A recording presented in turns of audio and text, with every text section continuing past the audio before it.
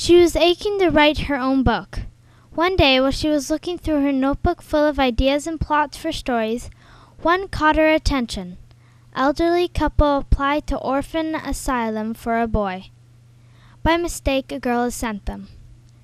This was the spark for her first novel, Anne of Green Gables. Maud began to write Anne's story in May of 1905.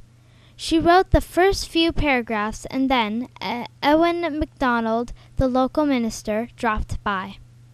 They chatted all evening, and little did Maud know that she would be engaged to him by October of the same year. When he proposed, she felt obligated to care for her grandmother, so Ewan would have to wait. He accepted their arrangement and left to study theology in Scotland. Maud would write about Anne as much as she could, but she had a lot of work to do, looking after her grandmother and writing magazine stories to pay the bills, looking after the post office, and doing housework. She thought of plots and talked out the dialogue while she worked. She wrote every spare moment. She finally sent the completed manuscript to a publisher, but they sent it right back. Maud sent it to 3 other publishers, but they all sent it back. Maud got so discouraged that she stuffed the manuscript in an old shoebox and put it in the cupboard.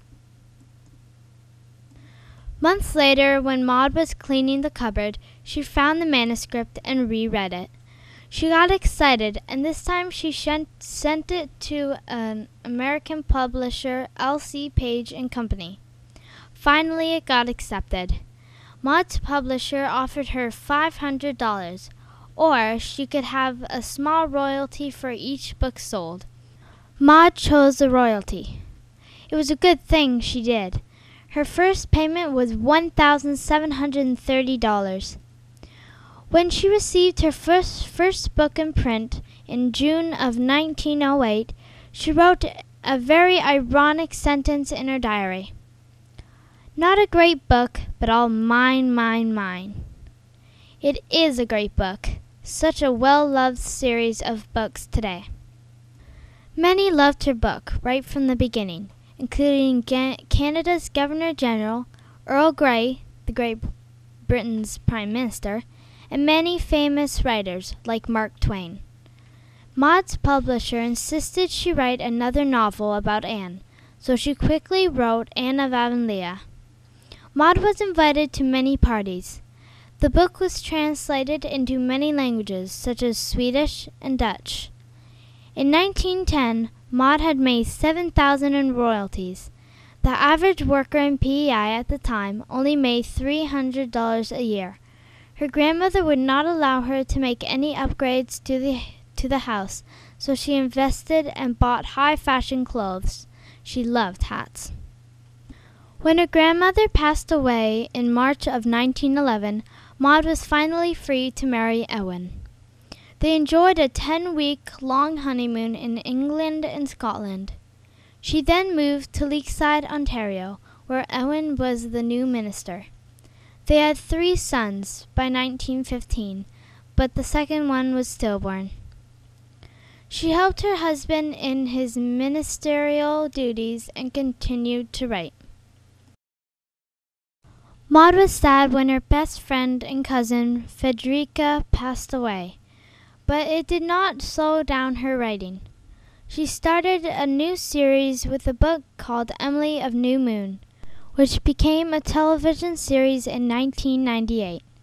The Emily character is also an orphan, but more like Maud herself than the Anne character. The cat here is Lucky, Maud's favorite cat. She actually dedicated a book to Lucky, called Jan of Lantern Hill, published in 1937 and later made as a film. With the printing of Anne of Green Gables in many languages, her recognition around the world does not go unnoticed. She becomes the first woman to join the Royal Society of Arts in England, and she met the Prince of Wales in Toronto. Her family moved to Norval because Ewan got a posting at the Presbyterian Church there. But 3 years later, Maud struggles to cover up her husband's failing mental health. In spite of her struggles, she continued to write.